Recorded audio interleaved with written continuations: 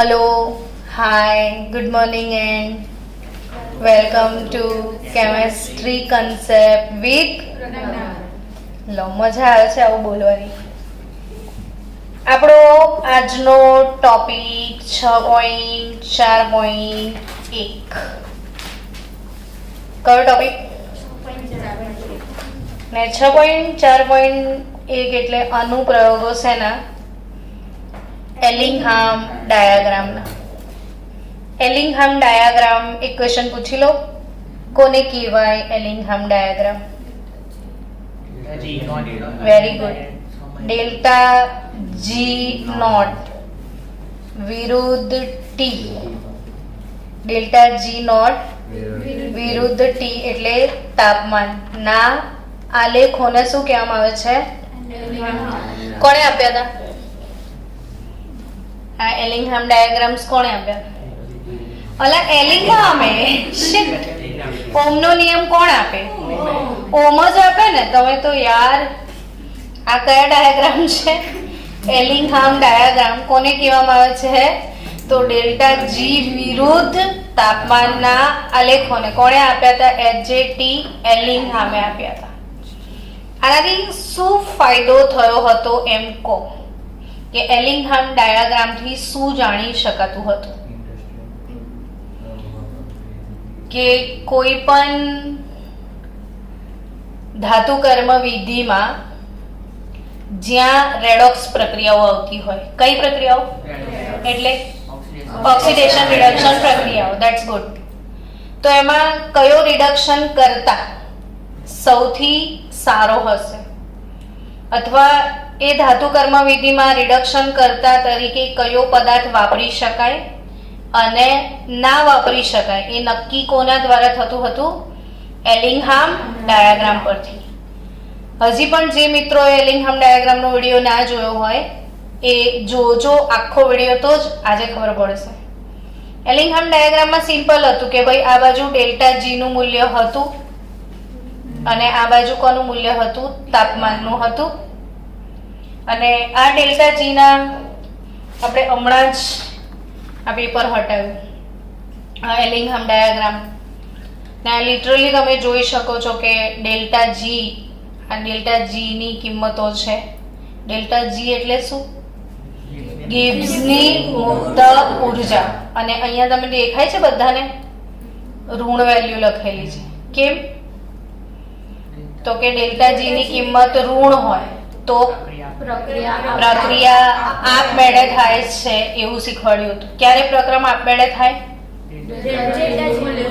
Delta G નું મૂલ્ય ઋણ હોય ત્યારે. હવે બીજું શું શીખવાડ્યું હતું? કે કોઈ પણ ઓક્સાઇડ છે, માની લો કે ઝિંક ઓક્સાઇડ છે, બરાબર? ઝિંક ઓક્સાઇડ માંથી ઝિંક કેવી રીતે મળે? રિડક્શન. કોના વડે રિડક્શન કર્યું છે? ધારો કે કાર્બન વડે છે. તો ઝિંક ઓક્સાઇડ નું રિડક્શન કાર્બન વડે થતું હતું તો કાર્બન નો ઓક્સાઇડ બનતો હતો ને, અને ઝિંક છૂટું પડતું હતું, બરાબર?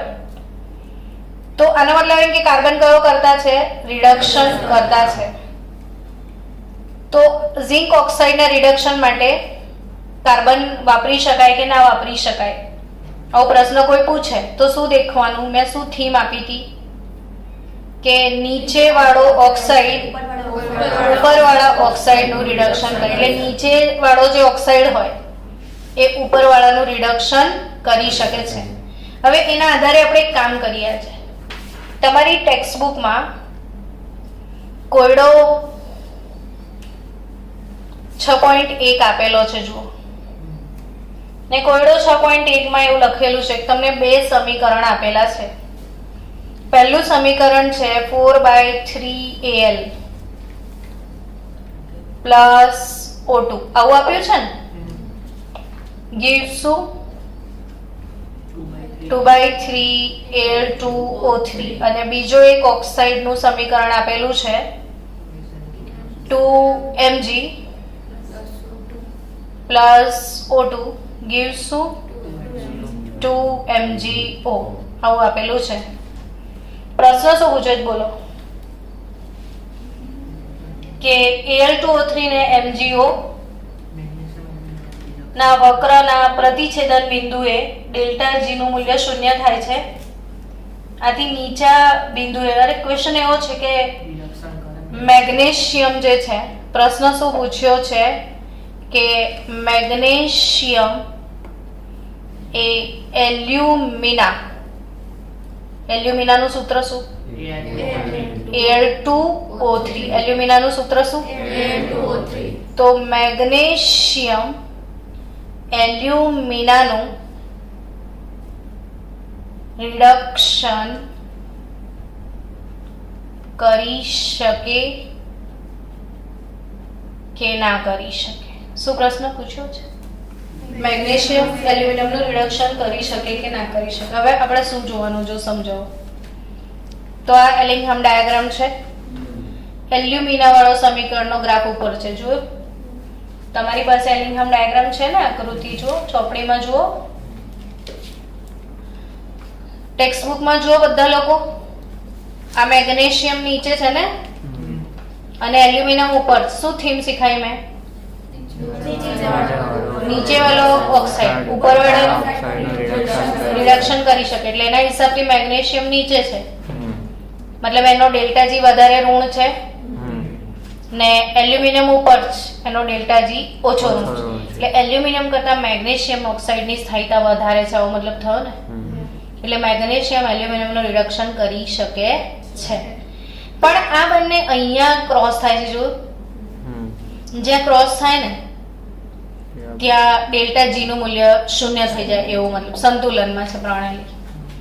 તો એ જે ક્રોસ થાય છે એનાથી આ જે આટલા તાપમાને ક્રોસ થાય છે, પછી ક્રોસ થાય છે, પછી ઉપરના તાપમાને તમે આવશો તો આ પાર્ટી ઉપર જતી રહે છે અને આ નીચે રહી જાય. એટલે અહીંયા 1200 ડિગ્રી સેલ્સિયસ થી ઊંચા તાપમાને રિડક્શન શક્ય નથી. કયા તાપમાને શક્ય છે? નીચેના. સમજી ગયા તમે? ખબર પડી ગઈ ને બધાને? તો આ છે એલિંઘમ ડાયાગ્રામનો ઉપયોગ. પણ વ્યવહારુ નથી, કારણ કે તાપમાન જો બહુ ઊંચું છે, નહીં લાગતું તમને? ને આટલા બધા ઊંચા તાપમાને પ્રક્રમ વ્યવહારુ નથી, એટલે આપણે યુઝ નથી કરતા. એલ્યુમિનાનું આપણે હોલ અને હેરોલ્ડ પ્રવિધિ શીખ્યા હતા, યાદ છે? કઈ પ્રવિધિથી એલ્યુમિનાનું રિડક્શન થાય? હોલ હેરોલ્ડ પ્રવિધિથી. તો એલ્યુમિનાનું રિડક્શન હોલ હેરોલ્ડથી થઈ જશે. તો આ રીતે આપણે કરતા નથી. બટ ક્વેશ્ચન શું પૂછ્યો છે કોયડામાં કે મેગ્નેશિયમ એલ્યુમિનાનું રિડક્શન કરી શકે, તો જવાબ શું આવશે? હા, કરી શકશે ને. હવે એના પછીના પ્રશ્નો જે છે કોયડો 6.2 ને 6.3 તમે થોડુંક જાતે સોલ્વ કરજો. આપણે આજે નવા ટોપિક તરફ આગળ વધવાના છીએ. કયો ટોપિક આપણો? 6.4.1. શું નામ છે ટોપિકનું? અનુપ્રયોગ એટલે ઉપયોગો. કોના? હા. ને આજે એક મોસ્ટ ઇમ્પોર્ટન્ટ ટોપિક, તમારું ઓફલાઈન સેશન શરૂ થઈ જશે ને એટલે લગભગ તમને 30% જે બોર્ડ દ્વારા કાપેલો સિલેબસ છે એનો ફાયદો નથી મળવાનો. એનો મતલબ શું થયો? તમારે આખા ચેપ્ટર મોડે કરવાના જ છે. એટલે ટોપિક 6.4.1 લઈ લઈએ આપણે. ને એમાં આપ્યો છે ટોપિક આયરનનું તેના ઓક્સાઇડમાંથી નિષ્કર્ષણ. આયનનું તેના ઓક્સાઇડ માંથી નિષ્કર્ષણ. કેટલા લોકોને ખબર છે કે આયનની કાચી ધાતુઓ કઈ કઈ? તો હેમેટાઇટ. બોલો પછી કઈ? મેગ્નેટાઇટ. પછી સિડેરાઇટ ને, દેન હેમેટાઇટ, મેગ્નેટાઇટ, સિડેરાઇટ ને ion pyrite. FeS2 ion pyrite. સિડેરાઇટ એટલે FeCO3, મેગ્નેટાઇટ એટલે Fe3O4 અને હેમેટાઇટ એટલે Fe2O3. આટલી બધી લોખંડની ખનિજો છે.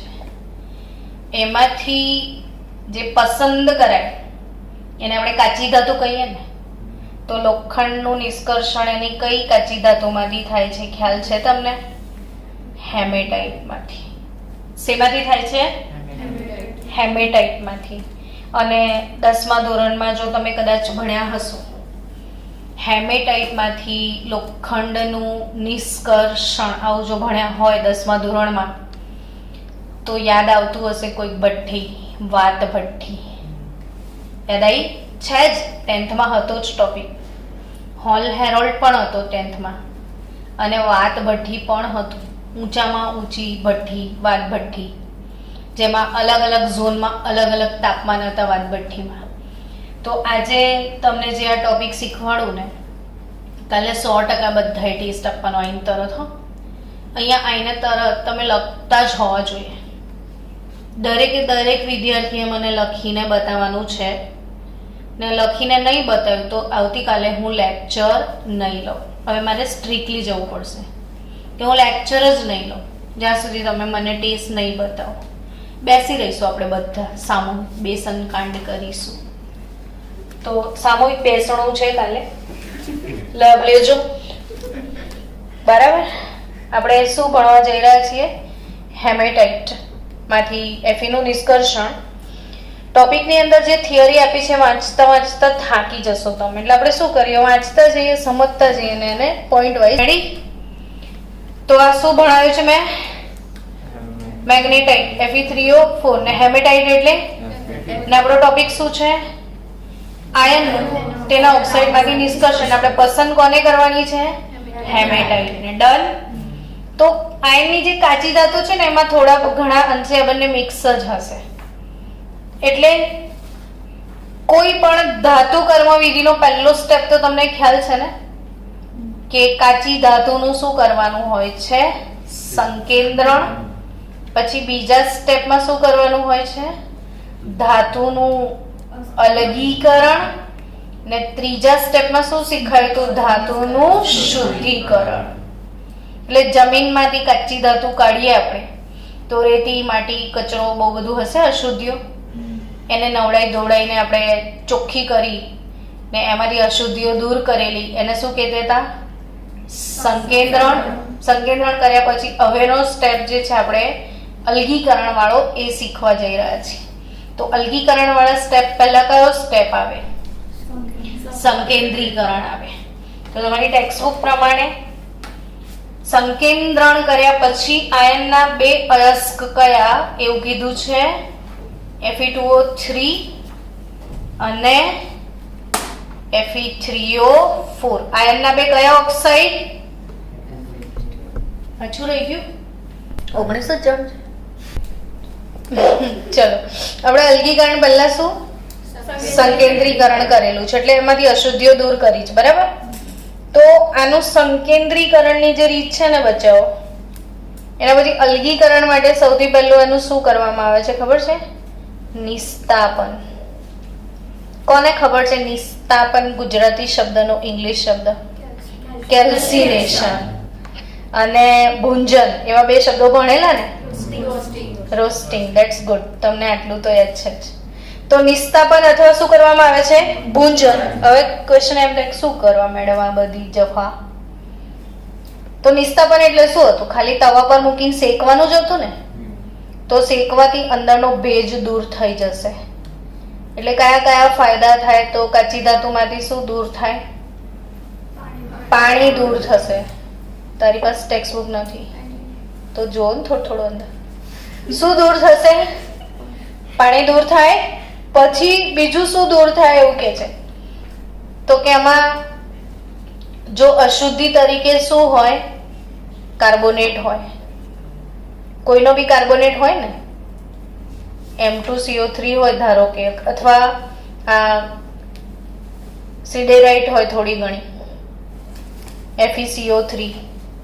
તો FeCO3 નું જો તમે નિસ્તાપન કરીને ગરમ કરો તો Fe નો ઓક્સાઇડ મળે ને CO2 ગેસ ઉડી જશે. યાર કોમન લોજિક છે. હું કેટલા દિવસથી અલગીકરણ શીખવાડું છું ને, એટલા દિવસથી તમને રોજ કહું છું કે CaCO3 ને ગરમ કરો તો શું મળે? CaO plus CO2. મતલબ એમાંથી ગેસ શું થયો? ઉડી ગયો ને એને આપણે કેલ્સિનેશન કહેતા હતા ને. તો આનું શું કર્યું તમે? નિસ્તાપન કે ભુંજન. નિસ્તાપન એટલે કેલ્સિનેશન કર્યું, એટલે તવા પર તપાઈ દીધો. તપાવો તો અંદરનો ભેજ ઉડી જાય. બીજું શું થાય? તો કે જો કાર્બોનેટ હોય તો CO2 ગેસ બનીને ઉડી જાય, એટલે અલ્ટિમેટલી શું મળે? ઓક્સાઇડ. અલગીકરણનો સિદ્ધાંત શું છે કે કોઈ પણ સ્વરૂપની કચ્ચી ધાતુ હોય એને ઓક્સાઇડ સ્વરૂપમાં ફેરવવાની. શું સિદ્ધાંત હતો આપણો? અલગીકરણના કેટલા તબક્કા હતા? અલગીકરણ કેટલા તબક્કામાં થતું હતું? 2 તબક્કામાં. કે કોઈ પણ સ્વરૂપની કાચી ધાતુને ઓક્સાઇડમાં લઈ જાઓ અને બીજું ઓક્સાઇડનું રિડક્શન કરો તો ધાતુ મળે. તો આ 2 તબક્કા જ શીખવાના છે. તો અલગીકરણ માટે પહેલું શું કર્યું? ઓક્સાઇડમાં લઈ જવા માટેની રીતો નિસ્તાપન અથવા ભુંજન. તો નિસ્તાપન કરવાથી શું થાય? પાણી દૂર થાય, અથવા કાર્બોનેટ હોય તો વિઘટન થાય, અથવા જો સલ્ફાઇડ યુક્ત કાચી ધાતુ આ રહી, જેમાં સલ્ફાઇડ યુક્ત હોય તો આપણે શું કરી રહ્યા છીએ? ભુંજન. યાદ આવે છે ભુંજન કોના માટે કરતા હતા? સલ્ફાઇડ યુક્ત કાચી ધાતુ માટે. કાર્બોનેટ હોય તો નિસ્તાપન ને સલ્ફાઇડ યુક્ત કાચી ધાતુ હોય તો ભુંજન. તો ચાહે નિસ્તાપન કરો, ભુંજન કરો, પણ અંદરની અશુદ્ધિઓ દૂર કરીને તમારી કાચી ધાતુને છેલ્લે તમારે કયા સ્વરૂપમાં લાવીને મૂકી દેવાની છે? ઓક્સાઇડ સ્વરૂપમાં. તો ઓક્સાઇડ સ્વરૂપમાં લાવ્યા બાદ હવે એનું નિષ્કર્ષણ કરવા માટે વાત ભઠ્ઠીમાં લઈ જવામાં આવે છે. આપણી જોડે આકૃતિ તૈયાર છે વાત ભઠ્ઠીની. જો ટેક્સ્ટ બુકમાં દેખાઈ રહી છે. આપણે રફલી ફિગર ડ્રો કરીએ વાત ભઠ્ઠીની. રફ ફિગર તમે બી એક્ઝામમાં બનાવવાની કે નહીં બનાવવાની છોકરાઓ પ્રશ્ન પૂછતા હોય છે મને. તો એવું નહીં બનાવવાનું, કેમ કે જે ના આવડતી હોય એ ફિગર પર રિસ્ક નહીં લેવાનું. ગંદુ દોરવું એના કરતાં ના દોરવું સારું. આવી કંઈક વાત ભઠ્ઠી છે ને કે નથી? છે. સૌથી ઊંચી ભઠ્ઠી હોય છે આ વાત ભઠ્ઠી. ને વાત ભઠ્ઠીમાં અહીંયા જે પોર્શન છે ભઠ્ઠીનો, ત્યાંથી 2 બાજુ તમને લખેલું હશે. શું ફૂંકવામાં આવે છે ખબર છે? હવા. ગરમ ગરમ હવા ફૂંકવામાં આવે છે. તો અહીંયા આવી રીતે ભઠ્ઠી દોરશો ને લખશો ને તો કન્સેપ્ટ 100% ક્લિયર થઈ જશે તમારો. શું ફૂંકવામાં આવે છે વાત ભઠ્ઠીમાં? નીચે તળિયેથી હવા ફૂંકવામાં આવે છે. ને એ હવા કેટલા કેલ્વિન ટેમ્પરેચર પર? 2170 કેલ્વિન ટેમ્પરેચર. ટૂંકમાં અહીંયા જબરજસ્ત તાપમાન છે એવું લાગ્યું ને તમને? જેમ જેમ ઉપર જાઓ છો ને તમે એમ તાપમાન વિશે શું કહેવું તમારે? ઘટતું જાય છે. 1270 કેલ્વિન તાપમાન ને સાવ ઉપર 1070 કેલ્વિન તાપમાન. એક જ ભઠ્ઠી જુદા જુદા ભાગમાં જુદું જુદું તાપમાન અને જુદા જુદા તાપમાને જુદી જુદી પ્રક્રિયાઓ થશે. એક અમેઝિંગ રીત બનાવી છે. જેણે બી બનાવી છે ને, જે એન્જિનિયરે, એક્સ્ટ્રા ઓર્ડિનરી બ્રેન હશે. Extra ordinary brain. અને કેવું મગજ ખબર કે અહીંયા આટલું તાપમાન છે અને અહીંયા આટલું તાપમાન ઘટી ગયું, તો ઘટી કેવી રીતે જાય? તાપમાન વધારવું ને ઘટાડવું એટલે કેટલી અઘરી વાત છે. તમે ફ્રીજમાં કોઈ વસ્તુ ઠંડી કરવા મૂકો તો તરત થઈ જાય. આઈસ્ક્રીમ જમાવા મૂકો તો વાર તો લાગે ને. તો બી અહીંયા અમેઝિંગલી આટલું ઊંચું તાપમાન ને અહીંયા નીચું. તો એણે શું બુદ્ધિ વાપરી કે અહીંયા એને ગરમ હવા ફૂંકીને તો અહીંયા જે રાસાયણિક પ્રક્રિયા થવાની છે ને એ ઉષ્માક્ષેપક પ્રક્રિયા થઈ જાય છે. ને ઉષ્માક્ષેપક પ્રક્રિયા કોને કહેવાય? જે રાસાયણિક પ્રક્રિયા દરમિયાન ઉષ્મા મુક્ત થાય એટલે ઓટોમેટિક ભઠ્ઠી ગરમ થઈ ગઈ. અને જેમ જેમ અહીંથી ઉપર જશે ને, અહીંથી આ ગરમ હવા ફૂંકવાથી જે પણ વસ્તુ બનીને CO2 ગેસ ઉપર જશે અને ઉપરથી કોક પડે છે. ઉપરથી આ લોકો શું નાખે છે? કોક. ને નીચેથી ગરમ હવા. એટલે નીચેથી CO2 જશે ને ઉપરથી C પડશે. સમજો વાતને. CO2 જશે અને પડશે શું? C. તો CO2 ને C ભેગા થાય તો 2CO કાર્બન મોનોક્સાઇડ ગેસ બની જશે. અને આ પ્રક્રિયા કેવી છે ખબર છે? ઉષ્મા શોષક. અને ઉષ્મા શોષક એટલે ઉષ્માનું, તો ઓટોમેટિક ભઠ્ઠી શું થઈ જાય? ઠંડી થઈ જાય. છે ને, બ્રેન વાપર્યું છે ને. એટલે ઇન્ડસ્ટ્રીમાં આજે બધી જુદી જુદી રીતો જેણે બી શોધી છે એણે ફૂલ મગજ વાપર્યું છે. જોરદાર મેથડ્સ છે બધી આ લોકો યુઝ કરે છે અને ઓછામાં ઓછા પૈસામાં સારામાં સારી ધાતુ મેળવી કાઢે. તો આ કઈ ભઠ્ઠી દોરી આપણે? વાત ભઠ્ઠી. કહેશો મને ઉપરથી વાત ભઠ્ઠી જે છે એમાં ઉપરથી શું નાખવામાં આવે છે એવું કહેશો? કોક. એટલે એ બને યાદ રહી ગયું ને, અહીંયા બધું ભરેલું હશે ભઠ્ઠીમાં અને અહીંથી નીચે ધીરે ધીરે પડશે. ધાતુ ઉપરથી પડે છે, નીચેથી શું મૂકી છે? ગરમ હવા. મસ્ત છે ને આઈડિયા. અને ધાતુની જોડે કઈ કઈ વસ્તુ છે? કચ્ચી ધાતુને આપણે અયસ્ક કહીએ છીએ ને. અયસ્ક સાથે બીજું શું નાખ્યું છે? લાઇમસ્ટોન. અને ત્રીજું શું નાખ્યું છે? કોક. હવે લાઇમસ્ટોન એટલે શું? લાઇમસ્ટોન એટલે શું એમ 12 સાયન્સના વિદ્યાર્થીને લાઇમસ્ટોન એવું પૂછીએ આપણે તો કદાચ શરમ આવે. લાઇમ એટલે ચૂનો, સ્ટોન એટલે પથ્થર. તો લાઇમસ્ટોન એટલે CaCO3, ચૂનાનો પથ્થર. લાઇમસ્ટોન એટલે શું? હવે આ પ્રશ્ન એમ થાય કે કેમ આને ઉમેર્યો છે? થાય ને આવો પ્રશ્ન? થાય ને પૂછશે. સમજ્યા? એટલે તમને થાય કે ના થાય પ્રશ્ન, પણ એ લોકો તો પૂછશે જ. એટલે તમારે જવાબ યાદ રાખજો કે અહીંની શું નાખ્યું છે? લાઇમસ્ટોન. બીજું શું નાખ્યું છે? કોક એટલે કાર્બન C. અને ત્રીજું આપણી મેઇન અયસ્ક એટલે કાચી ધાતુ. ચૂનો નાખવાની પાછળનો ઈરાદો શું છે એ લોકોનો?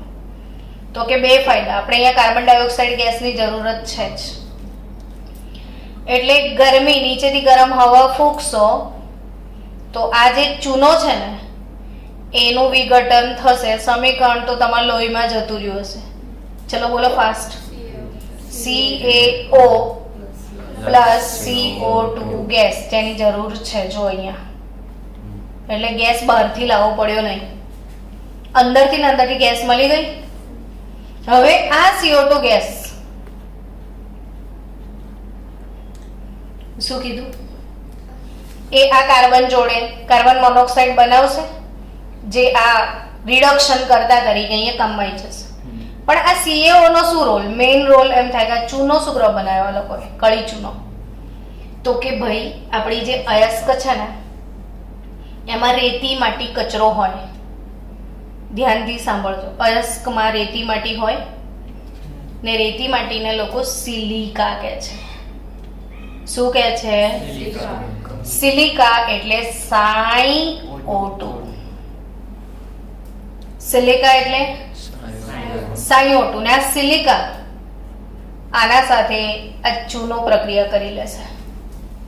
કેમ કે આપણે અશુદ્ધિનું શું કામ? એને તો બહાર કાઢવાની છે ને અશુદ્ધિને. આપણે તો અશુદ્ધિને બહાર કાઢીશું કઈ રીતે? તો કે આમાં અયસ્કમાંથી જે રેતી માટી કચરો હશે એ રેતી માટી કચરા જોડે પેલો CaO પ્રક્રિયા કરી લેશે ને પ્રક્રિયા કરીને CaSiO3 બનાવશે ને CaSiO3 નું નામ છે કેલ્શિયમ સિલિકેટ. શું નામ છે? કેલ્શિયમ સિલિકેટ, જેને સ્લેગ કહેવામાં આવે છે. શું? હવે ચોપડી હોય તો જો નીચે આકૃતિ પિગલિત સ્લેગ એવું લખ્યું હશે છે. તો નીચે પેલું લોખંડ બતાવ્યું હશે પિગલિત આયન, જેને આ બાજુથી આ લોકો બહાર કાઢી લેતા હશે અને પિગલિત સ્લેગ એને પેલી બાજુથી બહાર કાઢતા હશે. અને લોખંડની ઉપર સ્લેગ છે અને નીચે લોખંડ છે. આ બાજુ લોખંડ નીકળી જશે ને પેલી બાજુ સ્લેગ નીકળી જશે, કચરો નીકળી જશે આ બાજુ, સ્લેગ આ બાજુ નીકળી જશે, લોખંડ આ બાજુ નીકળી જશે. તો સ્લેગ સમજાયું. હવે પૂછશે પરીક્ષામાં કે શા માટે ચૂનાનો પથ્થર ઉમેરવામાં આવે છે, તો તમે શું જવાબ આપવાના છો? બોલો.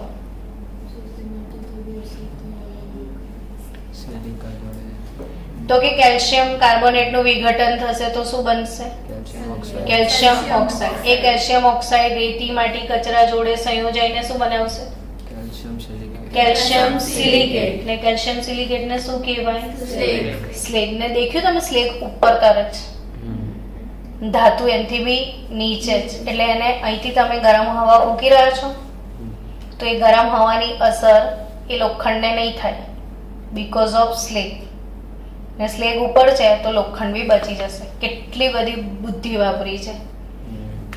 તો આ ચૂનો ને આ બધું અહીંથી પડવા દેવામાં આવે છે, બરાબર. હવે આ વાદભઠ્ઠી છે, એમાં તબક્કાવાર જે પ્રક્રિયાઓ થાય છે એ પ્રક્રિયાઓ બધી જ તમારે યાદ રાખવાની છે. ને એકો એક પ્રક્રિયામાંથી MCQ કેવું પૂછાશે ખબર છે કે 4 ઓપ્શન આપ્યા હશે ને એમાં 4 પ્રક્રિયા આપી હશે ને સવાલ એવો પૂછશે કે કઈ પ્રક્રિયા આટલા તાપમાને થાય છે, કે 800 કેલ્વિને, કે 900 કેલ્વિને, કે 170 કેલ્વિને. એટલે તાપમાનના દરેક ગાળામાં જે પ્રક્રિયાઓ છે તમારે યાદ રાખવી જ પડશે, છૂટકો જ નથી.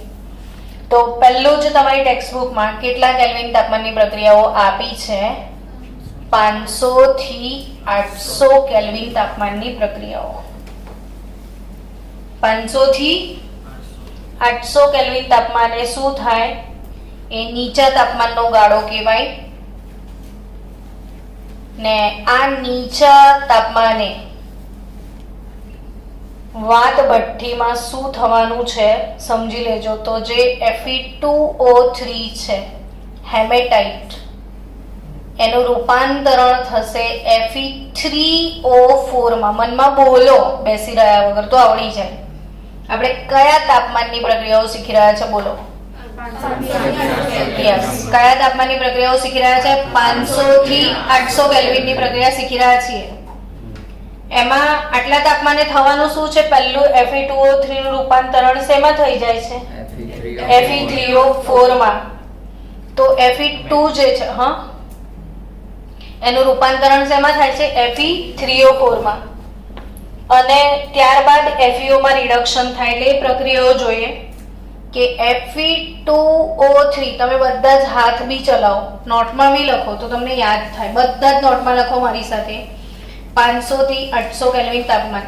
ને કાલે શું કરજો કે 500 થી 800 કેલ્વિન તાપમાનની પ્રક્રિયા 5-5, 6-6 વાર લખજો હોમવર્કમાં. એટલે બીજા દિવસે કાલનો મેં તમને કાલ ચોખ્ખું કીધું, જ્યાં સુધી ટેસ્ટ નહીં તો ટોપિક નહીં. કાલે બેસણાનો પ્રોગ્રામ છે. Fe2O3 3 મોલ Fe2O3, એમાં તમે કાર્બન મોનોક્સાઇડ ગેસ વડે એનું રિડક્શન થાય તો 2 મોલ Fe2O3 ને બદલે એનું રૂપાંતરણ શેમાં થઈ જશે? Fe3O4 માં, અને CO2 ગેસ છૂટો પડી જશે. આ 3 તારી 9 મોલ ઓક્સિજન છે અને આ 4 દુ 8 મોલ. સમજાઈ રહ્યું છે? તો 1 મોલ ઓક્સિજન CO જોડે આવી ગયો, CO2 ગેસ. એ Fe3O4 ટૂંકમાં હમણાં જ મેં પહેલી જ લાઈનમાં કહી દીધેલું કે Fe2O નું રૂપાંતરણ શેમાં થઈ ગયું? Fe3O4 માં. સમીકરણ બોલો તો. 3 mall Fe2O3 plus carbon monoxide gives 2 mall Fe3O4 plus carbon dioxide gas. સમજી રહ્યા છો? બેઠા બેઠા છે ને ઘસી નાખવાની 2 વાર 5 વાર પ્રક્રિયા, ઉતાવળો રાખવાનો હાથ, તો લખાય થાય એટલે યાદ રહી જાય. હવે Fe3O4 એની પ્રક્રિયા કોની જોડે થાય છે? કાર્બન મોનોક્સાઇડ સાથે. તો શું મળી રહ્યું છે? બોલો. 3FeO. Fe3O4 ટૂંકમાં યાદ રાખો, 2 3 માંથી જવાનું 3 4 માં. 2 3 માંથી શેમાં ગયા? 3 4 માં આયા. ને 3 4 માંથી સાદો FeO પ્લસ 3 મોલ નહીં, 4 મોલ CO2 ગેસ થઈ જશે ને. 4 મોલ આ CO આનો ઓક્સિજન ઉડાવશે એટલે CO માંથી CO2 જ થવાનો છે. હવે આ જે FeO છે એનું રૂપાંતરણ Fe3O4 નું રૂપાંતરણ FeO માં થયું. એ જ રીતે આ Fe2O3 છે એનું રૂપાંતરણ પણ FeO માં જ થવાનું છે. તો 2 મોલ FeO પ્લસ CO માંથી બનશે CO2 ગેસ. ટૂંકમાં આ પ્રક્રિયાઓને સમજો કેટલા કેલ્વિન તાપમાને થઈ. 500 થી 800 કેલ્વિન તાપમાને થઈ. શું થઈ તો કે 2 3 માંથી શું રૂપાંતર પામે છે 3 4. તો અને આ Fe2O3 માંથી શું બને Fe3O4 ને આ બંને માંથી શું બને FeO. એટલે ઇક્વેશન લખવાની. પહેલા સ્ટેપમાં Fe2O3 માંથી શું બનાવી દો Fe3O4. બીજા સ્ટેપમાં Fe3O4 માંથી FeO ને Fe2O3 માંથી પણ શું FeO. આવી રીતે યાદ રાખશો તો બહુ ઈઝી ગોઈંગ છે યાદ રાખવાનું. કયા કેલ્વિનની પ્રક્રિયાઓ બોલ્યા તમે? ચલો મને રિપીટ મારી દો. કેવી રીતે શું થવાનું છે? 2 3 માંથી 3 4, પછી 2 3 માંથી પણ FeO, 3 4 માંથી પણ FeO. ડન. ખાલી ઇક્વેશન તૈયાર કરવાના છે. નેક્સ્ટ ઝોન કયો આવે છે બોલો? 900 થી 1500 કેલ્વિન તાપમાન. અને નેક્સ્ટ ઝોન 900 થી 1500 કેલ્વિન વાળો આવે છે. ઇન બિટવીન શું લખ્યું છે કે પેલો લાઇમસ્ટોન જે છે એટલે કોણ? શેમાં વિઘટિત થાય છે? CO માં. કોની જોડે સંયોજાય છે? સિલિકા. સિલિકાનું સૂત્ર શું બનાવે? CaSiO3. જેને શું કહેવાય? સ્લેટ. શું કહેવાય? ને નામ શું એનું? Calcium silicate. હવે લાગે છે મારો ક્લાસ છે. થોડુંક બ્રેન વાપરવાનું. બી રેડી.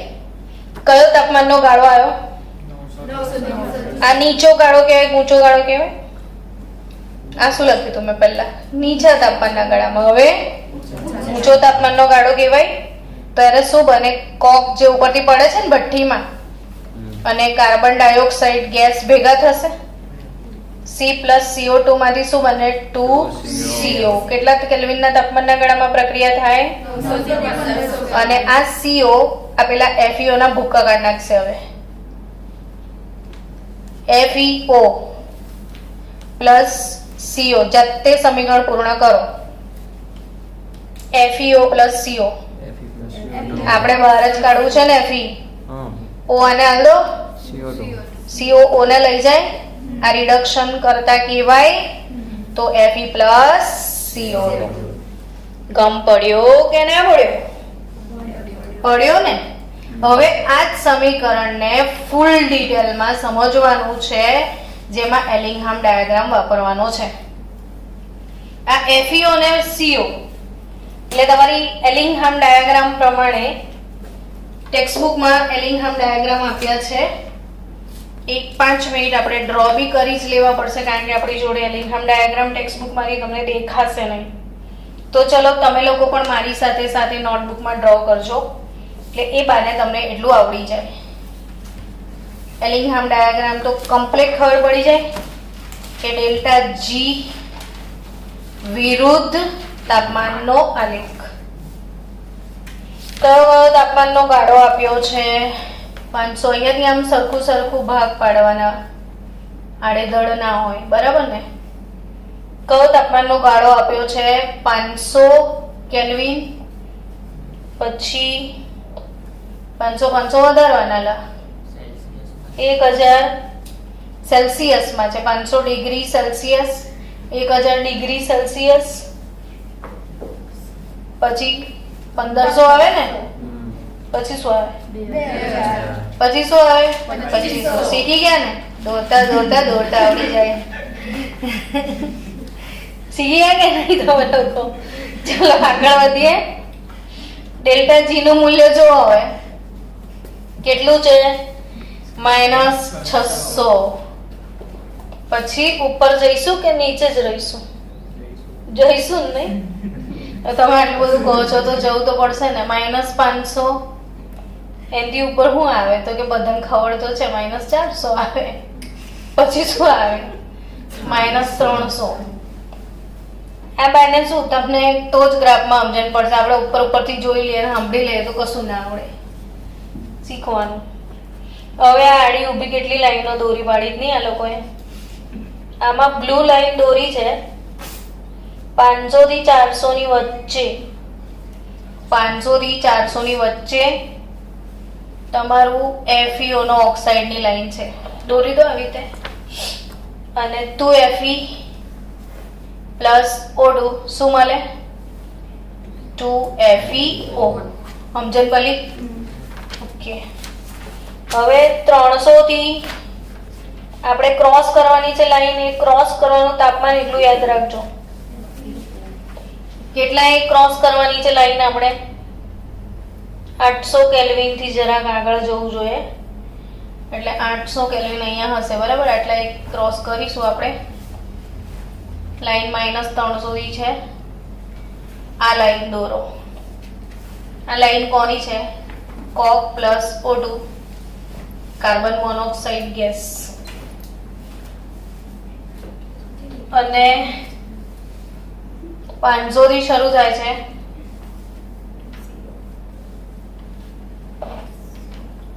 અહીંથી અને એ લાઈન જાય છે આવી રીતે. અહીંથી નહીં જાય, સોરી, અહીંથી આમ જશે થોડીક સાઈડ પર. આપણે અહીંયા બધું ભેગું ક્રોસ કરાવી દીધું છે. તો હું સમજી ગયા ને?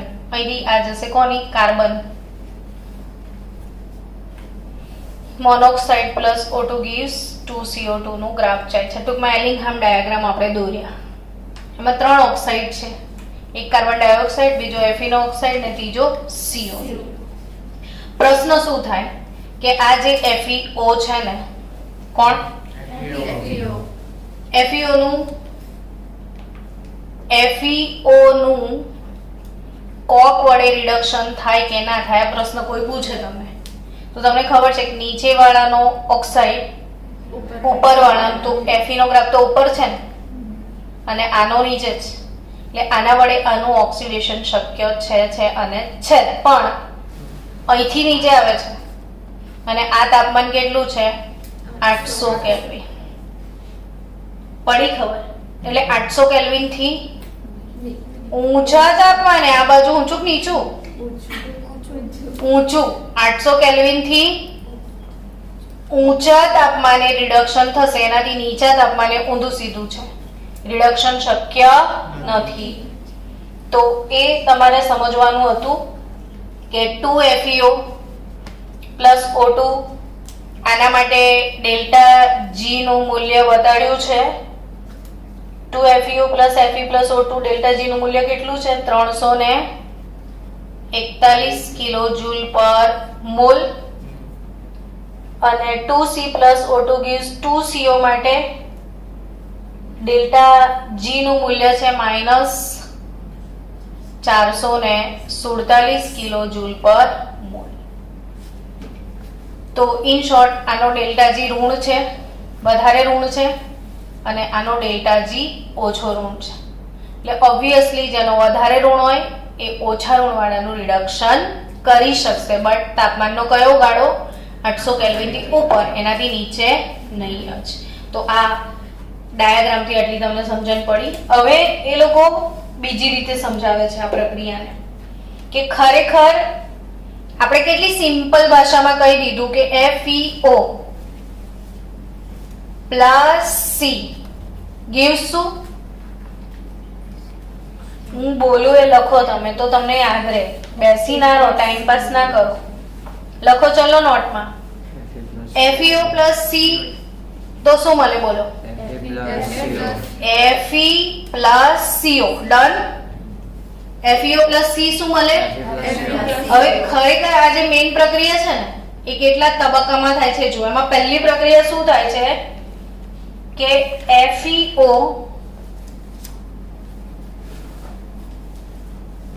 gives Fe plus half O2. એટલે પહેલા સ્ટેપમાં આ FeO તૂટે છે. સમીકરણ વાંચો એટલે સમજ પડશે કે FeO માંથી શું મળ્યું? હા તો શું થયું એમાં? FeO નું વિઘટન થયું ને એ પ્રક્રિયાનો ડેલ્ટા જી આ લોકો શોધી કાઢે. આ પ્રક્રિયાનો શું શોધવામાં આવે છે? Delta G. FeO થી Fe મળવાની પ્રક્રિયાનો શું શોધવાનો? Delta G. પછી શું થશે? બીજી પ્રક્રિયા કે C solid plus half O2 gas gives CO gas. C solid plus half O2 gas માંથી શું મળે? CO gas મળે. એનો ડેલ્ટા જી શું થશે? તો કે એનો ડેલ્ટા જી CO/CO નો બી શોધવાનો છે. પઈ કે નહીં ખબર? એટલે આ પ્રક્રિયાનો ડેલ્ટા જી ને આ પ્રક્રિયાનો ડેલ્ટા જી, એ બંનેનો ડેલ્ટા જી શોધ્યા પછી બંનેનો સરવાળો કરો. તો હાફ O2 કટ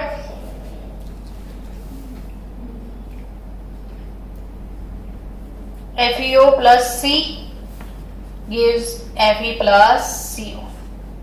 થઈ ગયું ટોટલ. અને આ પ્રક્રિયાનું ટોટલ કેવી રીતે લાવવાનું? તો આનો ને આનો સરવાળો કરવાનો. આનો ડેલ્ટા જી ને આના ડેલ્ટા જી નો શું કરવાનો? સરવાળો. એટલે આ પ્રક્રિયાનો ડેલ્ટા જી મળી જશે અને એનો ડેલ્ટા જી નો જવાબ કેવો આવશે? ઋણ.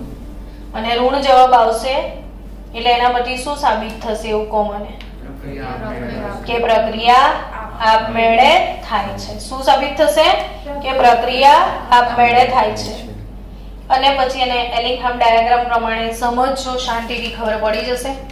તો આપણે અહીંયા ઇન્ડસ્ટ્રીમાં લોકો આ ડાયાગ્રામના ઉપયોગની મદદથી, પછી આ સમીકરણના ઉપયોગની મદદથી આનો ડેલ્ટા જી લઈ આવે અહીંયાથી, આનો ડેલ્ટા જી લઈ આવે અહીંથી, C+O2 gives CO થી, પછી બંનેનો શું કરી જોવે? સરવાળો. પછી જવાબ કેવો આવે? ધારો કે નેગેટિવ. તો C થી CO એનો ડેલ્ટા જી બતાવે છે -447 બતાવ્યો છે. અને FeO થી Fe+O2 નો ડેલ્ટા જી બતાવ્યો છે +341. બોલો બેનો જવાબ શું આવે? નેગેટિવ જ આવ્યો ને. આ બંનેનો સરવાળો કેવો આવશે? નેગેટિવ. તો નેગેટિવ પરથી શું સાબિત થશે? કે પ્રક્રિયા આપમેળે નહીં થાય. અને એ બી સમજમાં આવ્યું ને કે 800 કેલ્વિન થી ઉપરનો ગાળો એટલે 900 થી લઈને 1500 કેલ્વિનના તાપમાનના ગાળામાં આ પ્રક્રિયાઓ થઈ જશે. તો કઈ બે પ્રક્રિયાઓ થઈ સમજાવો હવે મને આ તાપમાનના ગાળામાં? 900 થી 1500 કેલ્વિનની પ્રક્રિયાઓ આપો.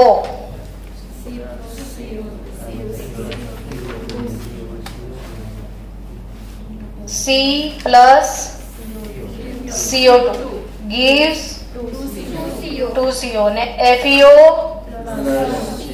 plus CO gives Fe plus CO2. It's done now. ચલો આગળ વધીએ. હવે આ બધી માથાકૂટ કરી 900 થી 1500 કેલ્વિનની પ્રક્રિયાઓ બી આવી ગઈ ને એના પછીનો જે તાપમાન છે 2170 સ્લેગ બને. 2170 કેલ્વિન તાપમાને કઈ પ્રક્રિયા થાય? સ્લેગ બનવાની પ્રક્રિયા. અને આ બધી પ્રક્રિયાઓના અંતે છેલ્લે વાત ભઠ્ઠી કઈ ગઈ આપણી? આપણી ભઠ્ઠી ક્યાં ગઈ? હા, આ છેલ્લે શું મળી જાય તમને? લોખંડ. અને આ લોખંડને આ લોકો પીગ આયરન કે છે. ભૂંડરા લોખંડ. પીગ એટલે ભૂંડરું ને ભૂંડરું ગંદરું હોય, ખબર છે ને તમને? પેલા નામ શું પાડ્યું છે આ લોકોએ? Pig iron. આ બધી માથાકૂટ પછી છેલ્લે જે લોખંડ ટપક્યું ને, આ શું લોખંડ ટપકાઈ તો દીધું આપણે, મળી ગયું લોખંડ. તો એ લોખંડને કેવું લોખંડ કહેવાય? Pig iron. હવે આ જે પીગ એટલે શું? ભૂંડરું. તો આવું ગંદરું એમ આપણી ભાષામાં. તો ગંદુ કેમ છે? તો કે એમાં અશુદ્ધિ છે. તો એ જે પીગ આયરન છે ને એમાં કઈ અશુદ્ધિ છે? તો કે 4% કાર્બન હોય અને અલ્પ પ્રમાણમાં અશુદ્ધિ પ્લસ અશુદ્ધિ કઈ? તો Sp(Cmn). એટલે કઈ બોલો નામ? Sp(Cmn) અશુદ્ધિ એટલે શું? સલ્ફર, ફોસ્ફરસ, સિલિકોન અને મેંગેનીઝ. આને આ લોકો કાચું લોખંડ કહે છે.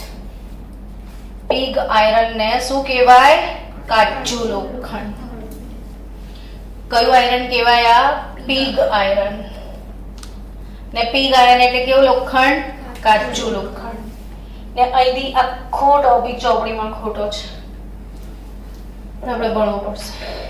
ટેક્સ્ટ બુકમાં જે આપે એ જ આપણે કરવું પડે. એટલે અહીંથી આગળ વધીએ. હવે તમારી પાસે કયું લોખંડ આવ્યું? કાચું લોખંડ. ને કાચું લોખંડને જુદા જુદા આકારમાં ઢાળી શકાય છે, એને ભરતર લોખંડ કહેવાય. અને ભરતર લોખંડ કાચા લોખંડથી અલગ છે. અને આ બધું જે ચોપડીમાં છે એ લિટરલી ખોટું છે.